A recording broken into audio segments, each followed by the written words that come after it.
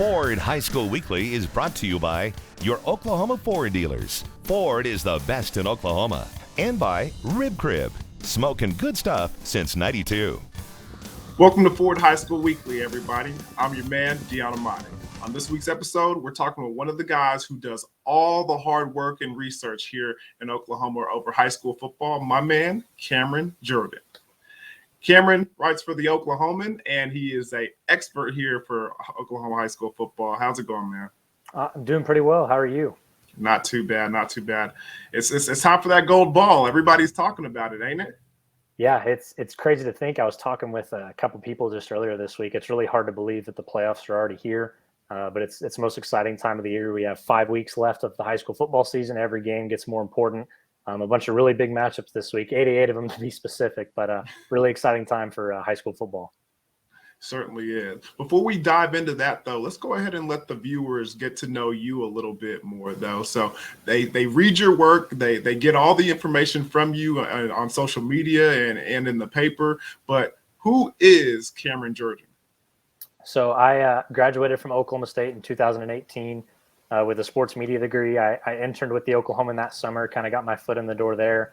Actually didn't start full-time with them until March of 2019, started kind of around the high school basketball state tournament time. So another really busy time for high school sports. Became the lead high school writer in August of 2019 and have been doing it ever since. Actually officiated high school football for 4 years before I started doing this full-time back when I was in college. I've always had a passion to get into coaching and teaching in the high school realm, but right now I'm doing this and absolutely love it. Love to get involved with the athletes, the coaches, the administrators. It's a blast to do and is something that I thoroughly enjoy doing every single week. Well, man, you drive up the ranks pretty fast there. First of all, did not know you were a formal official, so you probably know a lot more about the rules than I do. So I'm gonna have to hit you up when I get a little confused about some of the rules that take place here on Friday nights. But how was it being an official? It was fun. I miss it every day, actually. I'd love to go back. If I ever get out of this profession, that's probably one of the quickest things that I'll do is get back into officiating. I did 4 years of football. That's what I know the best. That's what I know well.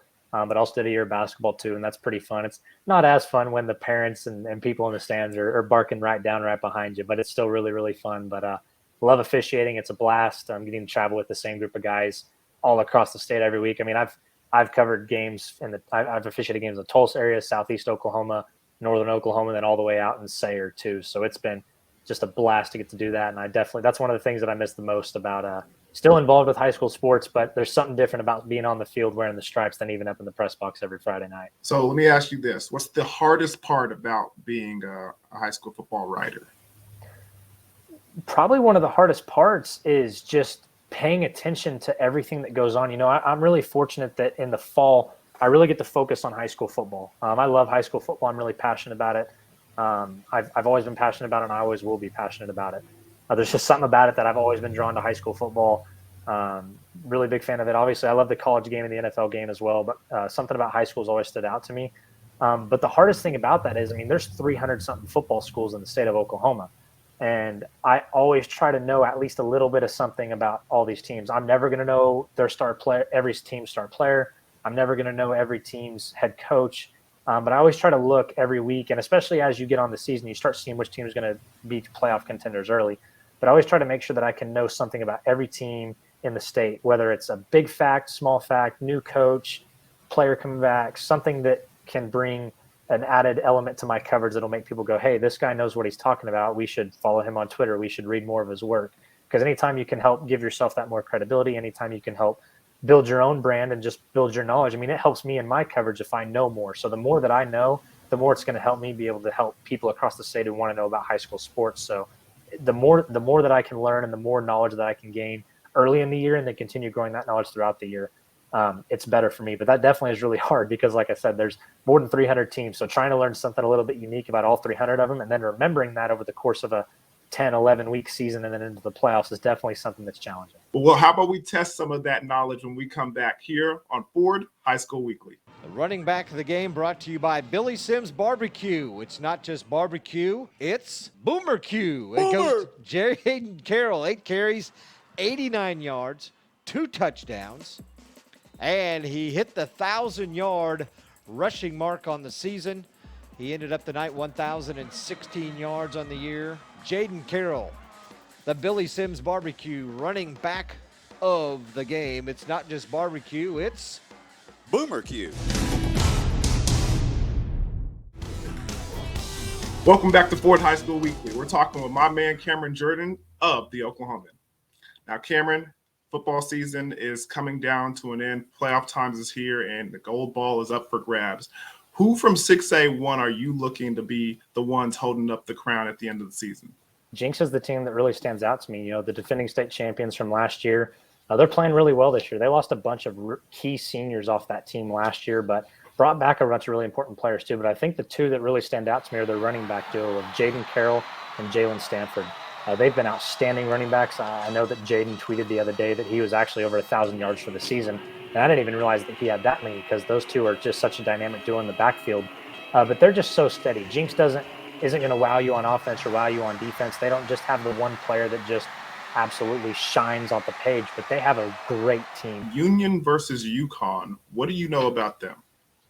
Yeah, you know, UConn's an interesting team. Just a couple weeks ago, they're 2-6 on the outside of the playoff picture looking in. Had to win their last two games to get in. They do just that. They got into the playoffs under first-year coach Marshall Hahn. UConn still runs the flex bone. They want to control the clock. They want to control the tempo. They want to control the pace of the game.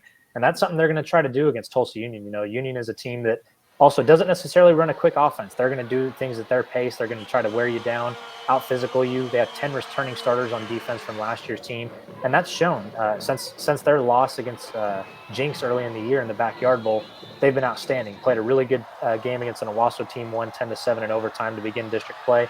And since then, it really cruised. Haven't really been pushed or tested since then because of how strong they've been on defense. UConn's going to have to try to find a way to get past that defensive scheme. And anytime you're playing a flexbone team, that's not something that a lot of 6A teams see often. That's something you see more at the smaller levels of football. So it could be something that could throw them off, but I think that Tulsa Union has enough on defense that they'll be able to take care of that matchup. How about we talk about this Mustang versus Edmond Santa Fe? I know one of these teams is near and dear to your heart. So what do you think about that matchup?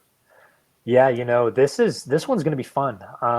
Mustang coming off of a little bit of a surprising loss last week at home to Moore. Moore kicks a field goal with a second left to win 44-41. It doesn't matter, though. Mustang had already clinched the second seed in the playoffs with their win at Owasso back in Week 8.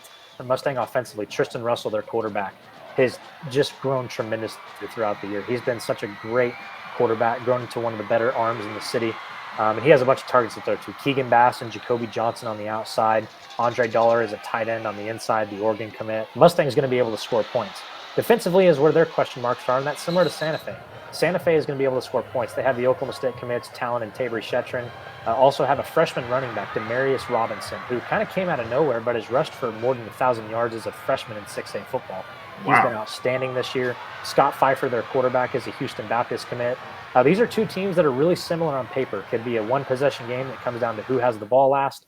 But I expect a lot of points to be scored in this one. Sand Springs is a team that, you know, they put in a lot of work and a lot of people are impressed by what they've done, but they were in a tough district. So drawing Dale City in the first round, man, is a tough one. What do you think about that? Second-year coach Bobby Klink has done a tremendous job of turning that program around. Part of the reason they've been so strong, especially offensively, is their quarterback, Ty Pennington. I don't know his numbers off the top of my head, but he's had a really tremendous year and has been really, really strong. One of the better quarterbacks in the state. And it's going to be a really tough test for this Dell City team. You know, they lost to Booker T to open the season, have won 9 straight games since, won a district title under first-year coach Robert Jones. They're kind of a three-way monster with Virgil Yates at quarterback, Ethan Lawrence at running back, and Jason Smith is kind of their tight end fullback hybrid. Those three are going to carry the ball a bunch. They're probably going to have combined more than 50 carries in this game. But this is going to be a really fun matchup. A team that's not afraid to throw it against a team that's not afraid to run it. That's going to be one of the better ones in 6A2 this week. Stillwater versus Booker T Washington. A lot of people are interested in that game as well. Really good matchup. Stillwater's defense really shaky early. Gave up 30 points in a loss to Dell City. Since then, they've only given up 19 points in their last 5 games, including 3 straight shutouts heading into the playoffs, including shutouts against Midwest City and Putnam City North. Booker T had a really narrow loss against Choctaw early on in district play. This is going to be, I think this matchup could come down to who's stronger up front. Booker T Washington has athletes all over the field. Stillwater has some really good athletes themselves, but I think you got to give the nod to Booker T almost anytime they take the field, just because you have guys like Gentry Williams, J.D. Drew, Micah Tees, Lathan Boone at quarterback as well. He's had a really good year. And Stillwater's going to have Gage Gundy at quarterback, the son of Oklahoma State head coach Mike Gundy. A bunch of young players at the skill positions, which is somewhere that they've grown tremendously this year. But I think up front is the key. The front seven on defense on both sides. Stillwater's 3 senior linebackers. Gabe Brown is kind of the leader. He's an Oklahoma State commit himself. He was out for most of the year. Came back last week for the first time since week 4. Played sparingly just to kind of get the rust off. If he's back to 100% and playing really, really well, I think Stillwater's defense has enough to be able to possibly slow down the high-flying Booker T offense. But if he's maybe not 100%, I think that could give Booker T an advantage. Let's go ahead and dive into 5A. There's only 2 undefeated teams going into the playoffs. You have Collinsville and McAllister, so from the Tulsa area and then from the southeast part of the state. And they both kind of do things pretty similar. Really good offenses, really strong defenses. With Collinsville, it starts with Andrew Carney, their quarterback. He actually missed about 5 weeks in the middle of the season with a knee injury, but since he's come back, I think Collinsville is averaging 62 points a game. They're so dynamic on the offensive side of the ball. I really don't see anybody who can stop them. But the one team who possibly could, with the defense that's nicknamed the Black Death defense, is the McAllister Buffaloes. And Eric McCarty is their do-it-all football player. He's a junior running back, has a Division I offers from multiple Big 12 schools and others across the country as well. But he's also a dynamic kick returner, and he's a really strong defensive back linebacker type. McAllister goes as he goes. If McAllister is playing strong, it's probably because Eric is playing strong. They're going to go as far as he can carry them. They're on different sides of the bracket, so that definitely is possibly a championship matchup. But 5A is Carl Alberts until somebody beats him in the playoffs. Carl Alberts won 5 straight titles. They've won 20 straight playoff games. That's just insane when you think about it. And the biggest thing that's impressive about Carl Albert, I do not remember the exact number off the top of my head, but if Carl Albert gets to the semifinals, they're undefeated in the semifinals. I definitely think kind of those 3 teams are kind of the leaders in the clubhouse as far as winning in 5A.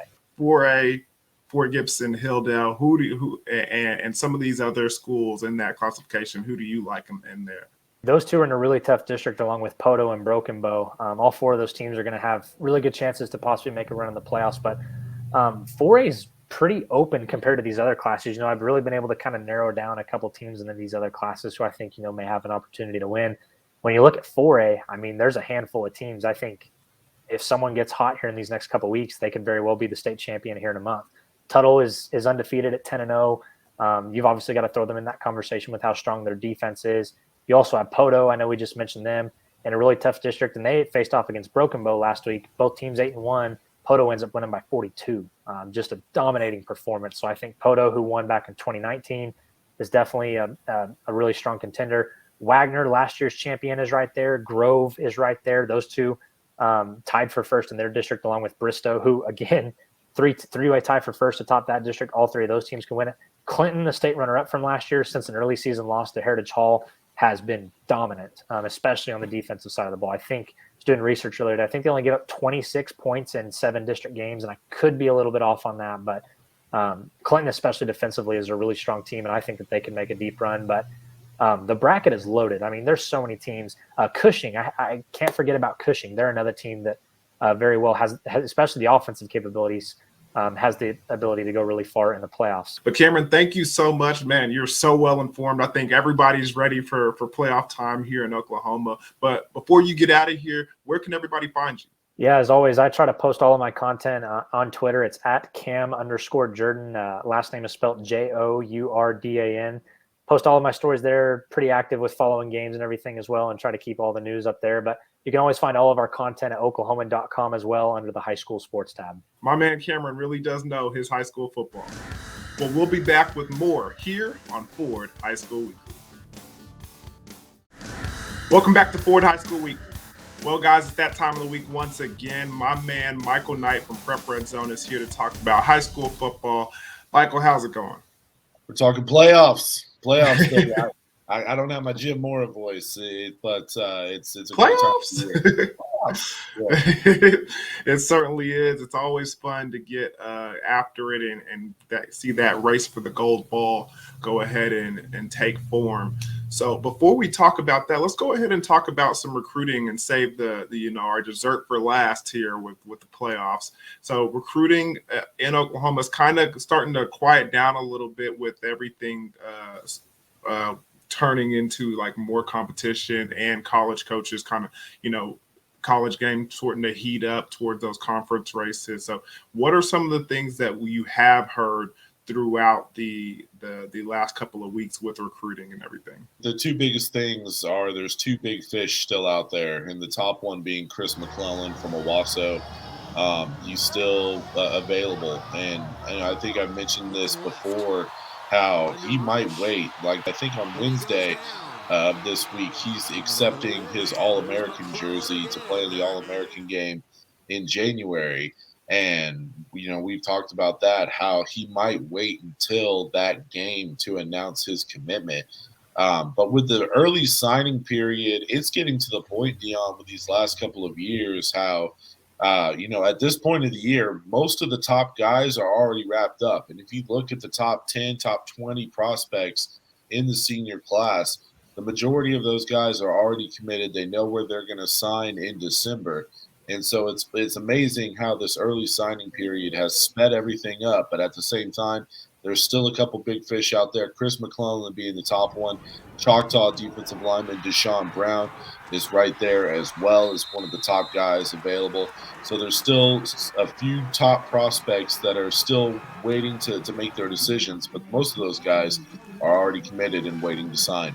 Playoff times are here in the state of Oklahoma, and a lot of things are happening. But last week we got almost a preview of a playoff game with Booker T. Washington and Bixby. What did you see from that game? A whole lot of Bixby. I mean, Booker T, they kept it interesting at the beginning of the game, but the Spartans just have too much firepower. And I joked with you beforehand how I'm done, even kind of speculating that Bixby might be challenged at this point. We need to start bringing teams in like IMG Academy, Matter Day out of California. Like maybe one of those teams can compete with Bixby, because I don't know if there's anyone at Oklahoma that can.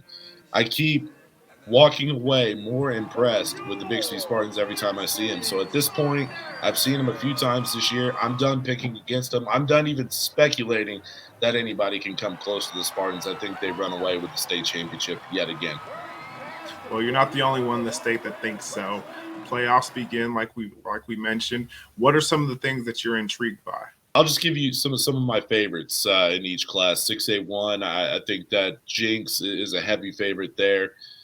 Teams like Owasso, Union, they can make it interesting, but I really like Jenks. We already mentioned 6A2.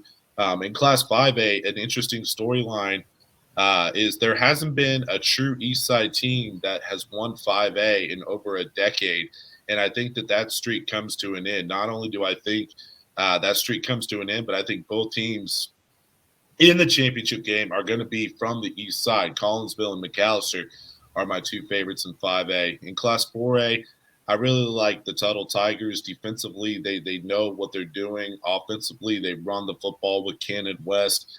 This is a really sound football team, traditional powerhouse in 4A football. They're my favorite there. And then in Class 3A, I think that you look at that class kind of, if you're a proponent that private schools should be playing against private schools only, maybe you just don't pay attention to Class 3A, because that's a class dominated by Heritage Hall, Lincoln Christian, Holland Hall. Take your pick as far as who's going to win the title there. And then Class 2A, I think, is going to be arguably the most competitive playoff bracket in Oklahoma. There's so many good football teams there. The 2A playoffs every single week are going to be really fun to watch. Where can everybody find you if they want to get some more information on high school football here in the state of Oklahoma? You can check us out on prepredzone.com/Oklahoma, and that coupon code that I've been giving you all season is still good. It can save you 25% off. Just enter NIGHT25, that's KNIGHT 25, and that'll save you 25% off your subscription. We got playoff previews all week. We're going to have a ton of coverage every single day throughout the playoffs, and some of the best state championship coverage that you'll be able to find anywhere. So right now is a great time to subscribe if you haven't done so already to prepredzone.com. Well, guys, make sure you do that and go check out my man Michael Knight over there at Prep Red Zone. Well, we'll be back with more here on Ford High School Weekly. Welcome back to Ford High School Weekly. Our 2021 Ford Game of the Week football coverage wrapped up with Westmoore visiting Jenks. Let's check out the recap. A lot of weapons for Jenks offensively. Their offense was clicking. The defense really putting pressure on Westmoore, and then they even got a special teams touchdown as well. Yeah, Westmoore had a few shots in there that they liked, but Jenks had more like a Gatling gun, and they just kept firing, and especially scoring on all those possessions in the first half. And Jaden Carroll got things rolling first, made it 7-0, 6-yard run. And then there's the pass to Ty Walls. Shaker Reisig to Walls, 29 yards. And then here comes Carroll again, who surpassed the 1,000-yard rushing mark on the season tonight. He eclipsed that. And then second time on the night, they blocked a punt. yeah, and this one bounced right into the hands of Jenks and off to the touchdown. Joey Haver puts it on the board. And then Jacob Blyce got something going to Kevion Williams, and the speedster, you knew as soon as he caught this, he's gone. Yeah, he'll slow down a little bit here, and he takes a shiver in the back, and so I think he was just trying to be nonchalant and hand the ball to someone. Yep, she didn't want to have anything to do with it. And then Colby Parsons takes the touchdown pass from Shaker Reisig, and then Reisig to Walls. A breakdown defensively. That was 58 yards, a one-play drive. And then Thomas Wilson caps things off for Jenks on senior night, a 1-yard plunge for him. He's looking for a lineman to help him out. And then Williams gets another touchdown, his 9th of the year. Yeah, Williams was headed down the left sideline till the ball was thrown. He saw it was more to the post, and he still had time to go get it. And that wraps up the scoring, 49-14. And Dave, quick recap of the stats. Look at the rushing for Westmoore. You can see what the Jenks defense did. Well, Westmoore got positive 4 yards in the second half because they were minus 20 at halftime, but they still threw for 309, Westmoore did. Jenks' 3 turnovers were somewhat of an equalizer, but the way those numbers stack up, 210 passing, 158 rushing, and just a great all-around effort for Jenks. Remember, only the best in Oklahoma, like that 1,000-yard rusher and Billy Sims running back of the game, Jaden Carroll, make it to Ford High School Weekly. So thank you for watching, and until next time, I'm Jourdan Amati. Ford High School Weekly has been brought to you by your Oklahoma Ford dealers. Ford is the best in Oklahoma. And by Rib Crib, smoking good stuff since '92.